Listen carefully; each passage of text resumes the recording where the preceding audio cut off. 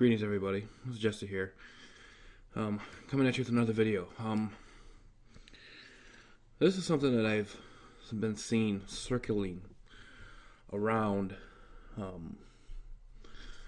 within the last couple days, mainly in the realms of Bible prophecy, YouTubers that talk about Bible prophecy and these types of things, and you're going to notice a common trend among all of them is that they have a dispensational mindset, which means that they view they don't view prophecy as a continual form fulfillment throughout history, because they believe in a cutoff theory that basically says, well, certain things are only to happen after the church is taken out via rapture and these types of things. So, in a lot of these messages, these teachers will use modern events and put those modern events in places in Scripture where they have no place. And this is one news story that has been circulating around in some of the YouTube channels out there, and also in mainstream churches, for that matter, is you had Vladimir Putin, who literally called his country the bear, and then through reading this, they have presented that this bear represents a fulfillment of Bible prophecy, and in which they are correct in saying that a beast in Bible prophecy represents a king or kingdom. And where you hear the scriptures talk about a beast, and beasts representing kings and kingdoms are mainly found in the books of Daniel and in the books of Revelations. Well, in this case, the beast that is a bear is found in Daniel 7. And so I did a little digging, because I wanted to see what a lot of these dispensationalists kind of have their mindset focused on in regards to this bear thing. Obviously, the news article headline states, "If Russian bear sits still, his teeth claws will be pulled out." This is in context with the sanctions that's going on in Russia right now, and the drop in the oil prices, how that's affecting Russia, and these types of things, and the whole economic aspect of world events. Okay, and Russia seems to be at the forefront of this lately. And Vladimir Putin basically came right out and said, Russia needs to keep actively guarding its sovereignty to avoid becoming like a chained bear whose captors will pull out his teeth and claws. So, a lot of prophecy a lot of people that talk about Bible prophecy that have that mindset of a rapture or a dispensationalist mindset have pinpointed this as, this is a fulfillment of prophecy. This is Bible prophecy being fulfilled. So I'm going to go and look at this kind of in depth. And when I get into scriptures, I'm going to basically go rapid fire scripture here, because I'm going to show you that this is inaccurate, okay, that this is wrong, and this is not true. This is not truth. That the Russian bear is not represented by the second beast in Daniel 7, okay? And you're going to see that within Scripture. See, what a lot of these ministries do is they'll draw you in and give you all this proof, and they'll use Scripture to do it. Much like I'm going to be doing. I'm going to be using Scripture to prove that this view is wrong. But what they'll do is they'll use little clips and phrases from Scripture and say, see, this is what it says. Okay? But see, the thing is, you got to keep going. You got to keep going. And you can't stop. And so this is what I'm going to basically show, that this whole thing about people saying that Putin declaring Russia to be the bear is a fulfillment of prophecy is inaccurate, and it's wrong. It's not true. So let's go ahead and get to it. This is off of a ministry called endtime.com, Endtime Ministries. Very pronoun popular website, ran by Irvin Baxter, and obviously he is promoting a DVD where you can purchase and buy right here and these types of things. And even those people that are against this whole buy my book, buy my DVD and stuff like that falls right in line with all of these teachings that these guys put out there, but yet they believe the same thing. I'm not going to get too much into that, but he has an article here where it says, "Where is the United States in Bible prophecy?" Okay, and I'm not going to read this whole article. I'll post a link up so you can read it yourself. But I want to hone in on this paragraph right here, and then we're going to get into it. The four beasts. Daniel wrote in 550 BC, and yet God said that no one would be able to understand these prophecies until the time of the end. Daniel 12:9. Okay. So you can go to Daniel 12:9 and read that, but you might want to read on it and continue to read on past Daniel 12:9 to see what it's talking about.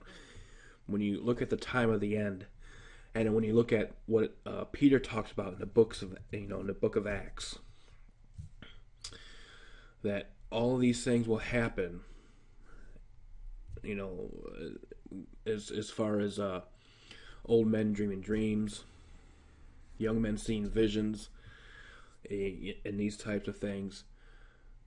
And Peter goes on to emphasize that these are the last days. So the last days were what was basically starting basically right after the death, burial, and resurrection of Christ is when the last days started. Okay, so the time of the end stems from that point on until present into the future, until the second coming of Christ. Okay, there is no in between. There is no cutoff points for the church and Israel. We are all in this together. Okay, so, and obviously dispensationalists don't believe that way. And I'm not trying to pick on anybody here, but there's a lot of confusing error within those realms. So, and it goes on to say, most commentaries teach that the four beasts of Daniel's dream. I would have to say most commentaries that held more true to the Bible teach that the four beasts of Daniel's dream are the same four successive empires represented in Nebuchadnezzar's statue: Babylon, Medo-Persia, Greece, and Rome. However, all four of Daniel's beasts are in existence when Jesus returns. Okay? And here he uses Daniel 7:12. In Daniel 7:12, Daniel saw the other beasts had their dominion taken away, yet their lives were prolonged for a season and time. It is clear that the fourth beast is still in power when Jesus comes. Okay? So, this is their view here. Because the fourth beast is still in power when Jesus comes, therefore all the other beasts must be in power too. Okay? At the same time. Because, and this is the reason, because the little horn on that beast made war with the saints and prevailed against them until the Ancient of Days came, and judgment was given to the saints of the Most High, and the time came that the saints possessed the kingdom. Okay, so he uses Daniel 7:12 and Daniel 7:21 through 22. So we're going to go and look at Daniel 7 very thoroughly. And I'm not going to just look at those verses, but we're going to go from Daniel 7:1 and read all the way down to, obviously I got other intermingling scriptures in there too, to Daniel 7:27. Okay? And we're going to see if this holds true according to Scripture. And I just want to say, to start off, is that, yes, these four beasts that Daniel saw do represent the same four kingdoms in Nebuchadnezzar's dream that Daniel himself interpreted. But before I do that, let's go ahead and read the text. We're going to start in the very first verse. In the first year of Belshazzar, king of Babylon, Daniel had a dream and visions of his head upon his bed, when he wrote the dream and told the sum of the matters. Daniel spake and said, I saw in my vision by night, and behold, the four winds of the heavens strove upon the great sea. And four great beasts came up from the sea, diverse one from another. Now, in prophecy, there are symbols that are used. Obviously, the beast is a symbol that represents something, and so is this great sea, or sea. And we don't need to guess. We can look at Revelation 17:15 and find out what these seas or waters are. And he saith unto me, the waters which thou sawest, where the whore sitteth, are peoples, multitudes, and nations, and tongues. Okay, so these beasts are rising up through a very densely populated area, so to speak. Okay, so that's what we have to keep in mind here. Obviously, in the time of Daniel, what was the most populated area that was always focused on? It was focused on the whole, Egypt,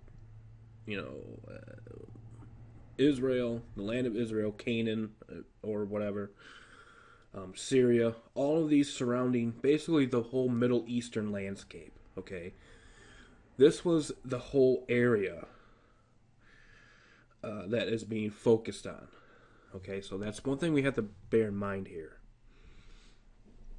is that these kingdoms are going to come from this area. Okay. Now, in Daniel 7:4 it says, the first was like a lion and had eagle's wings. I beheld till the wings thereof were plucked, and it was lifted up from the earth, and made stand upon the feet as a man, and a man's heart was given unto it. And when you read further in this article,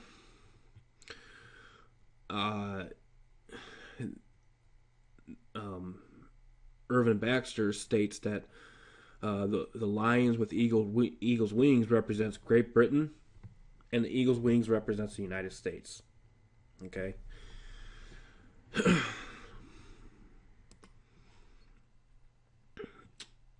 And so, okay, and beheld another beast, a second like to a bear. Now here's the one where everyone is focusing on in regards to Russia. And it raised up itself on one side, and it had 3 ribs in the mouth of it, between the teeth of it. And they said thus unto it, arise, devour much flesh. So, according to this, Russia is going to be a huge player in here, and probably going to start World War III and these types of things. This is probably according to a lot of these people. And chances are the rapture is going to happen very soon and stuff like that, because this is going on and, whatever. But here's the thing. When Medo-Persia conquered Babylon, Babylon was a province, was an empire that had 3 provinces. And that was 1, Israel, the land of Israel. Okay. When they conquered Jerusalem. 2 was the whole Babylonian area itself. Okay. And 3, Egypt. So, and this is what this bear did. It raised up itself on one side, and it had 3 ribs in its mouth, in the mouth of it, between the teeth of it. And they said thus unto it, arise, devour much flesh. And that was basically the beast that conquered this lion with eagle's wings. After this I beheld, and lo, another like a leopard, which had upon the back of it 4 wings of a fowl, and the beast had also 4 heads, and dominion was given to it. Now, here's something interesting. The beast in Revelation has 7 heads and 10 horns, correct? When you look at and count the heads of the beast in Daniel 7, you'll also see 7 heads. Okay?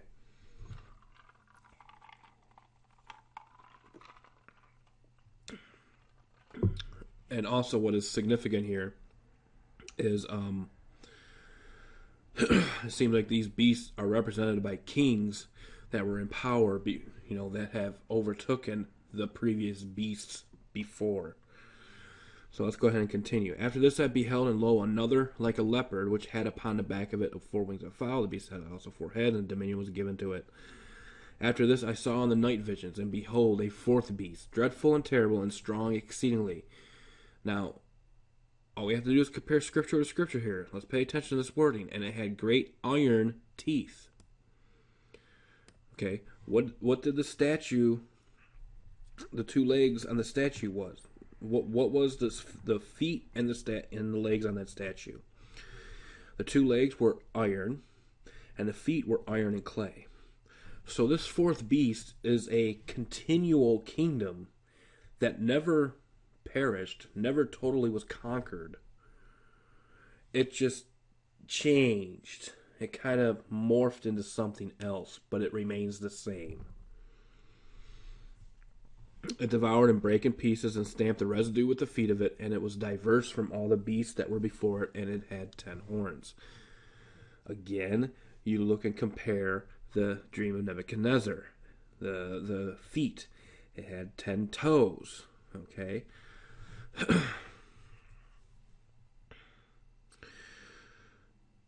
Verse 8, I considered the horns, and behold, there came up among them another little horn, before whom there were 3 of the first horns plucked up by the roots. And behold, in this horn were eyes like the eyes of a man, and a mouth speaking great things.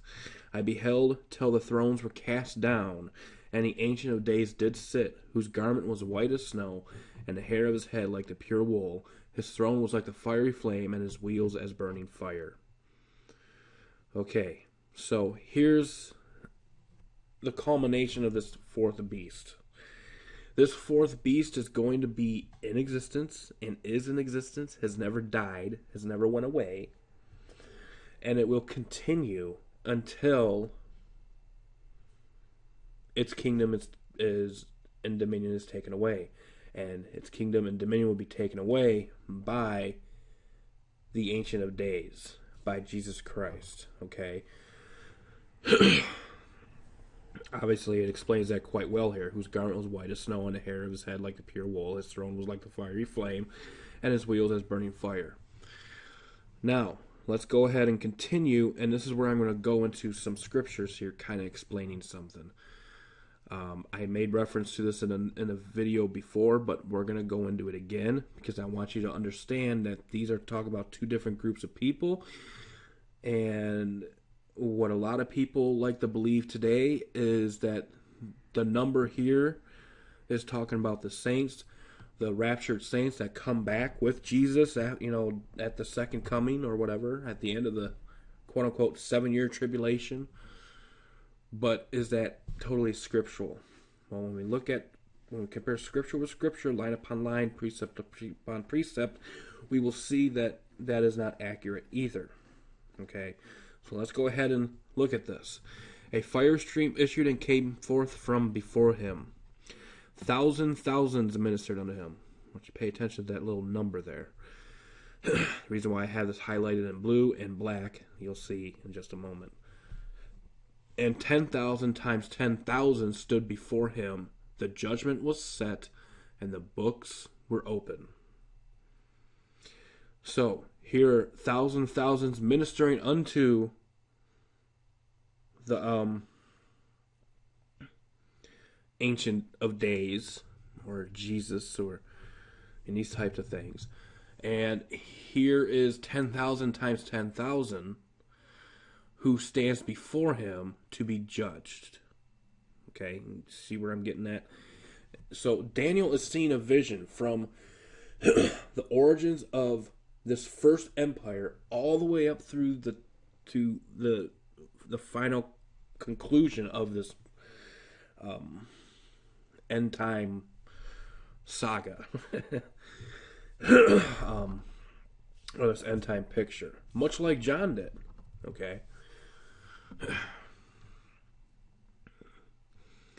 So let's go ahead and continue. Okay, so everything I have highlighted in blue are scriptures that connect to this number, thousands. And we're going to see what these are. Deuteronomy 33:2. And he said, the Lord came from Sinai and rose up from Seir unto them, and he shined forth from Mount Paran, and he came with 10,000s of saints. From his right hand went a fiery law for them. Now, were these people that were raptured sometime before the wilderness time and the time of Moses when this happened? I don't think so. Okay. But here we see this 10,000s. Okay. 1 Kings 22:19 says, and he said, hear thou therefore the word of the Lord. I saw the Lord sitting on his throne, and all the hosts of heaven standing by him on his right hand and on his left. Okay, so the host of heaven. The host of heaven is also a reference of angels. Okay, if you compare more scripture with the phrase host of heaven. Stars is another one that is a symbol for angels and these types of things. Psalm 68:17, the chariots of God are 20,000, even thousands of angels. There it just spells it right out for you. The Lord is among them as in Sinai in the holy place. Okay, so there it basically gives you a clear-cut clue as what these 10,000s of saints are. The Lord came from Sinai. The chariots of God are 20,000, even thousands of angels. The Lord is among them as in Sinai in the holy place. So obviously, the thousands ministering unto the Ancient of Days, and that word minister can also be basically like a jury type deal, and these types of things. So let's go ahead and continue. Zechariah 14:5. And ye shall flee to the valley of the mountains, for the valley of the mountains shall reach unto Azal. Yea, ye shall flee like as ye fled from before the earthquake in the days of Uzziah, king of Judah. And the Lord my God shall come, and all the saints with thee. Again, a lot of people will like to consider this as a church coming back with Christ at the second coming. But when you look at this word saints, it doesn't really necessarily mean a person, a human being. It could mean very easily an angel. And as we saw with other verses comparing this whole context here, this is exactly what this is talking about. It's talking about angels. These saints that are in reference to in Zechariah 14:5, Psalm 68:17, 1 Kings 22:19, Deuteronomy 33:2, and Daniel 7:10, for the number thousands are angels. Okay? Matthew 25:31, when the Son of Man shall come in his glory, and all the holy angels with him, then shall he sit upon, there's that word throne, of his glory. And before him shall be gathered all nations, and he shall separate them one from another, as a shepherd divideth his sheep from the goats. Okay? He's going to come with all his holy angels. Hebrews 12:22, but ye are come unto Mount Zion, and unto the city of the living God, the heavenly Jerusalem, into an innumerable company of angels. Here comes this phrase, 10,000s, thousands. And Enoch also, the seventh from Adam, prophesied of these, saying, behold, the Lord cometh with 10,000s of his saints. And again, even when you look at the phrase saints in the New Testament, especially in Jude 1:14, it is in reference to angels. When you look at the context throughout the whole scriptures, it is in reference to angels. You know, especially when you look at the context of this number, thousands. Okay? This is not the church. And Enoch also, okay, I already read that one. Revelation 5:11. And I beheld and I heard the voice of many angels round about the throne, and the beast and the elders, and the number of them was 10,000 times 10,000. There's that number actually repeated here. And thousands of thousands. Thousands.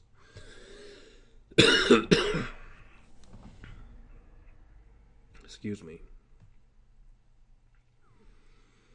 Okay, so I hope this kind of spells it out for you, that, you know, especially when you're looking at Daniel 7:10. This is talking about angels ministering unto him, angels ministering unto the Ancient of Days. Now, what about this right here? And 10,000 times 10,000 stood before him. The judgment was set, and the books were opened. Okay, well, I have this highlighted in black so I can show you what this is.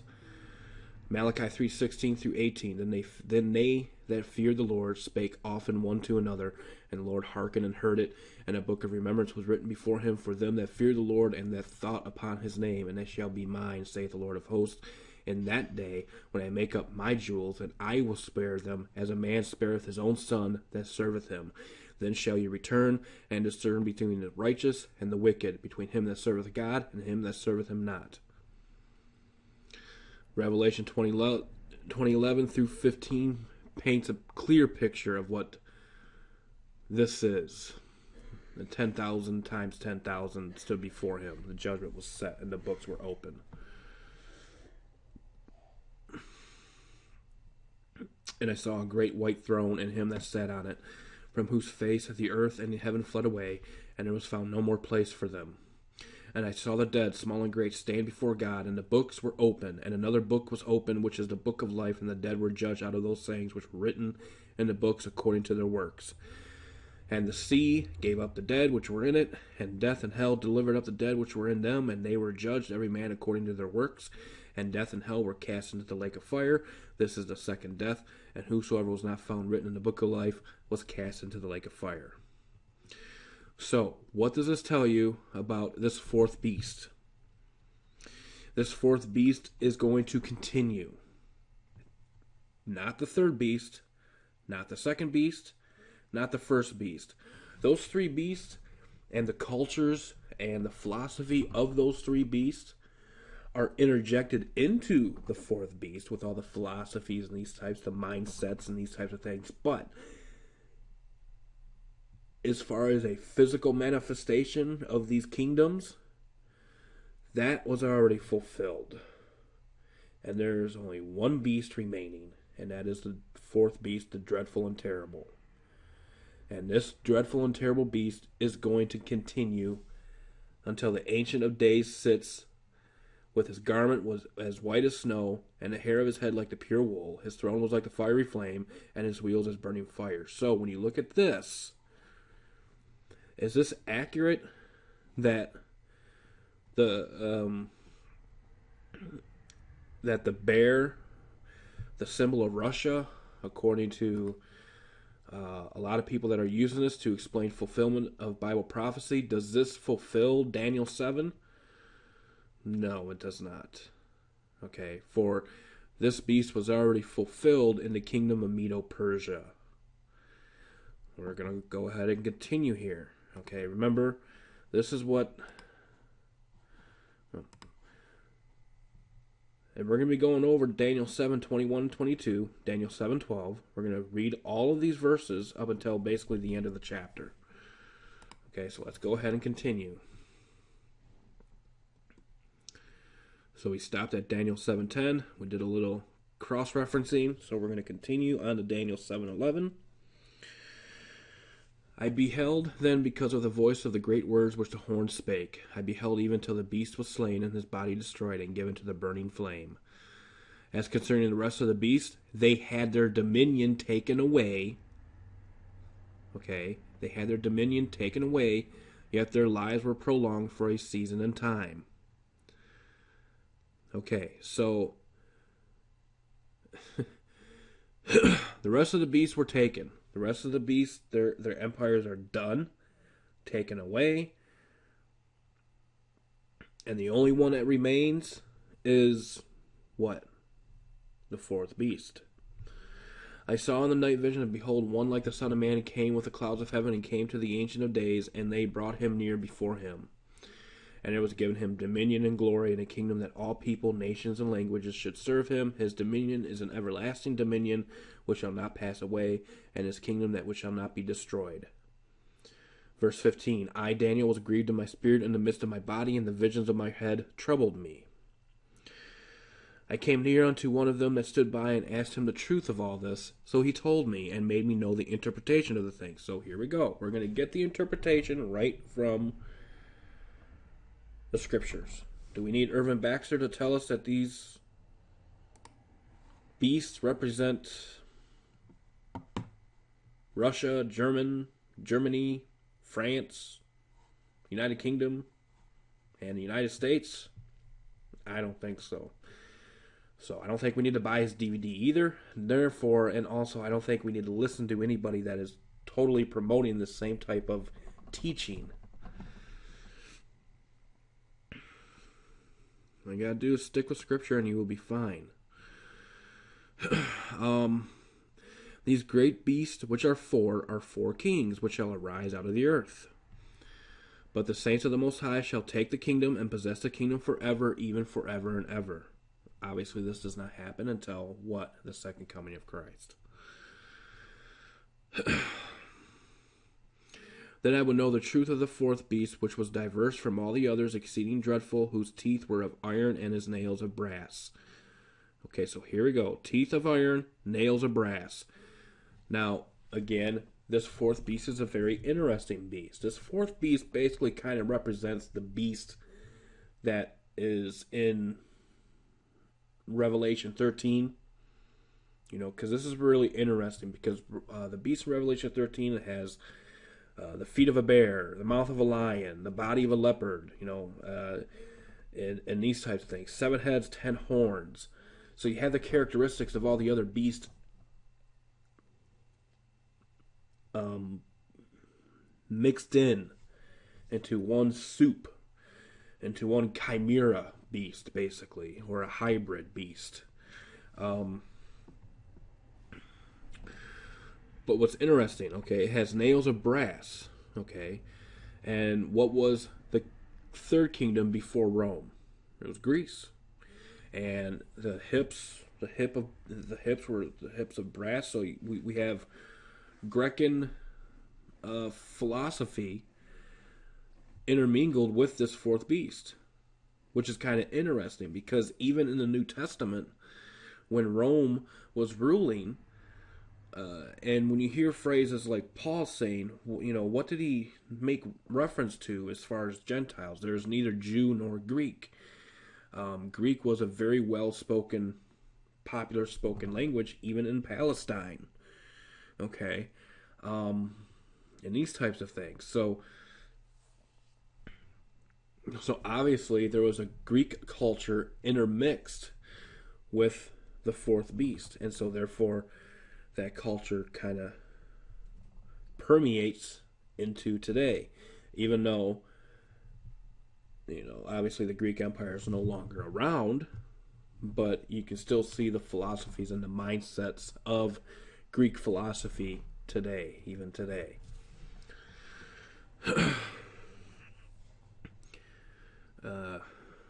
And of the 10 horns that were in his head, and of the others which came up, and before whom 3 fell, even of that horn that had eyes and a mouth that spake very great things, whose look was more stout than his fellows.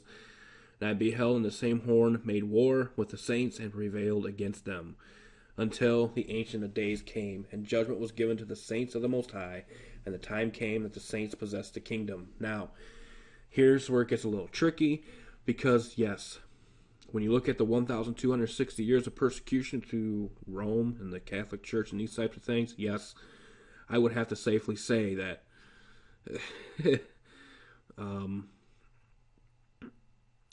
this beast made war with the saints then.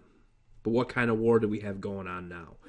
Obviously, we have Islam, who is controlled by that fourth beast, doing the same thing, you know, killing Christians and these types of things at the rate of, you know, 2 every minute, I guess, is what the stat says, you know, the statistics say. But what's also more prevalent is that you have a spiritual attack coming in through the churches.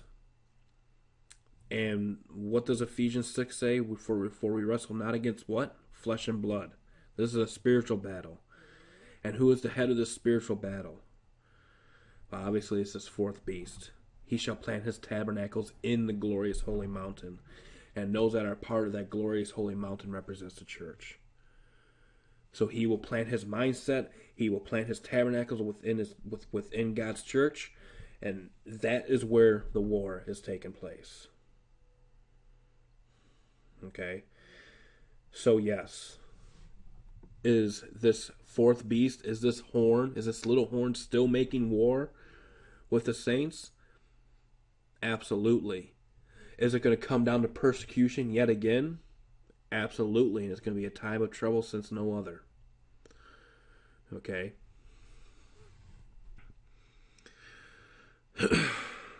Now remember, this is where Irvin Baxter stopped. He stopped at Daniel 7:21 through 22. Okay? Because he says that all these beasts are in existence when Jesus returns. Okay? And this is what he uses. He uses Daniel 7:21 to 22. We'll read that right now.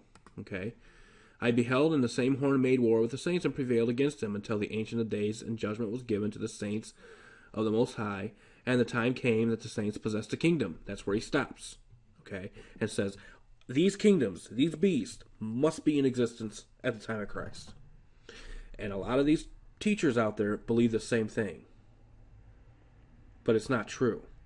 I hate to say it, but the majority of reformer Bible commentaries and these types of things are accurate, and they are true.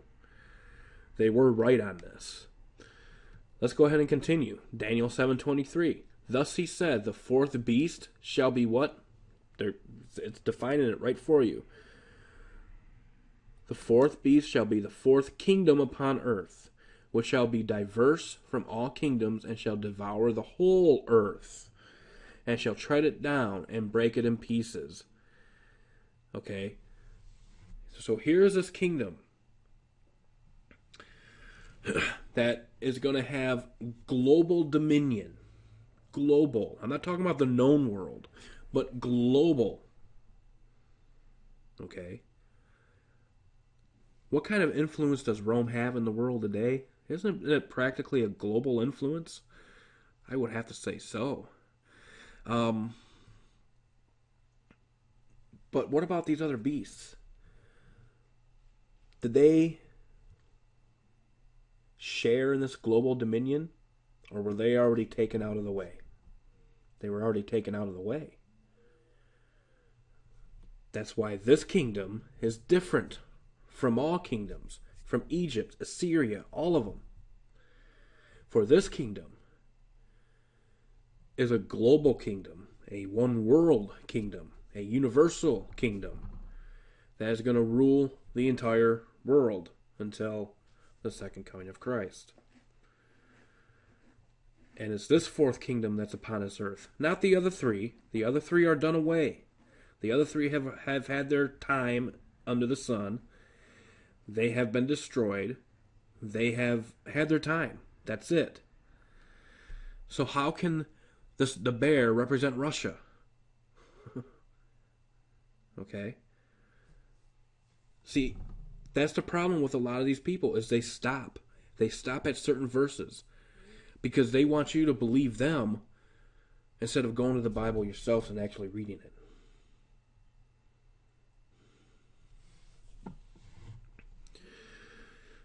Verse 24, and the 10 horns out of this kingdom are 10 kings that shall arise, and another shall rise after them, and he shall be diverse from the first, and he shall subdue 3 kings. And he shall speak great words against the Most High, and shall wear out the saints of the Most High, and think to change times and laws, and they shall be given into his hand until a times, and the dividing of time.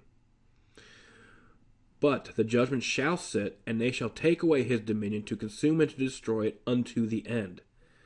Now, does it really necessarily say that this will happen right at the end of the times, and dividing of time? No, it doesn't. It just says the judgment shall sit, and they shall take away his dominion, to consume and to destroy it unto the end. See, the thing is this 1,260 years of persecution, obviously it didn't work. Okay?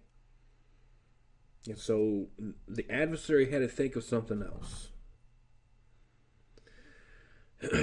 that throughout all these persecutions and all the bloodletting and all the blood that was spilt and all the blood that was pouring out in the land,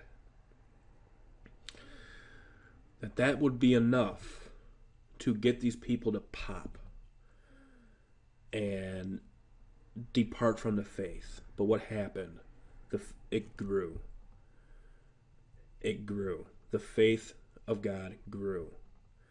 And so they had to change tactics. And then when that wound was healed, what happened? Yeah, granted, you don't have massive persecution going. Well, you do with Islam, but you don't have the same type of persecution happening, like, for instance, in the United States, the same way as you did roughly 500 years ago. Okay? You don't have that going on right now. What do you have? You have a different kind of persecution going on right now. And that is a persecution of the soul through corruption, through bad doctrine, through bad teaching.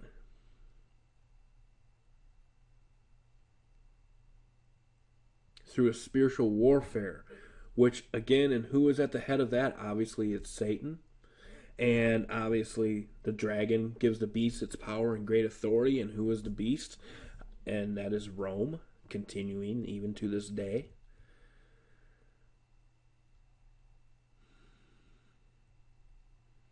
And that influence of Rome has permeated virtually, basically, all denominations in Christianity. So where's the real battle? For our battle is not against flesh and blood. Now again, as I said, is physical persecution going to be resurrecting its ugly head? Absolutely. Absolutely. And it already is. You got to look no further than the Middle East to find that out. But again, the Scripture defines what this fourth beast is. The fourth beast is the fourth kingdom upon earth.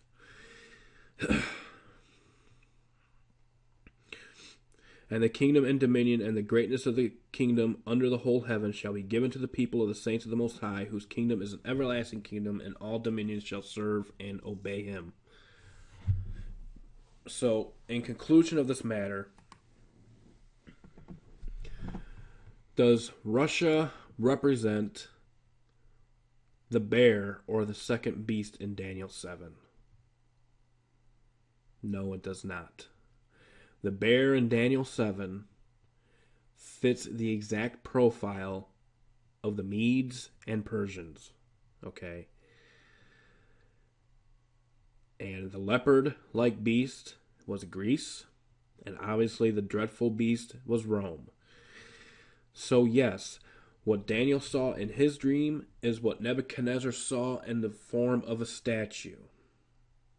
Was Babylon, in succession, Babylon, Medo-Persia, Greece, and Rome. The beasts in Daniel 7 are Babylon, lions with eagle's wings, Medo-Persia, the bear raised up on one side with 3 ribs in its mouth, the leopard with the 4 wings of a fowl and the 4 heads, and the great and dreadful beast with iron teeth and nails of brass, which is Rome,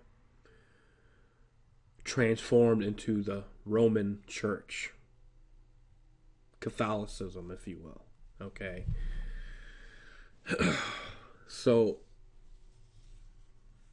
again, I'm not trying to harp on anybody. I'm not trying to pick on anybody. But I have seen this, and I wanted to bring it to your attention. That, yes, there are some very interesting things that's going on in the world right now. And you can see it every day. You can see the spiritual decay in people today. And it's ramping up. And it's becoming more open. All these other religions coming out and being more open with their practice. Satanists and atheism and all of these isms and all these religions, they're becoming more open, because what's happening is there is a amalgamation of all these religions coming together right now. And so these things are starting to happen, and they are starting to be seen out in the open very easily for us to pinpoint. And I believe God is doing that for a purpose. Okay? Whereas this stuff wouldn't be as in the open as it was maybe 5 years ago. But it's really opening up now. But yet a lot of people are still stuck in the old mindset of denominations that they came out of, but they didn't want to leave part. They wanted to hold on to their doctrines from that denomination. Whether it's dispensationalism, or whether it's pre, mid, or post rapture, or whatever. Whether it's, this boogeyman antichrist signing a 7-year contract or whatever. They want to hold on to that instead of just learning the old ways, going back through history. And that is where you find your truth. History into the present. Okay? And that will tell you what's going to happen in the future with the scriptures as your number one source book. Okay? That's why you can't put a dividing gap in between a certain period of time, because this is a continual fulfillment up until the second coming. There is no gap theory. There is no gap between the 69th week and the 70th week of Daniel. It's not there. The bear in Daniel 7 does not represent Russia. Okay? The beast that is alive and well today is that same beast that is referenced as the dreadful beast in Daniel 7 and as the beast in Revelation 13. And that is Rome. Okay? So, I hope this has kind of cleared some things up. Hopefully this has helped you.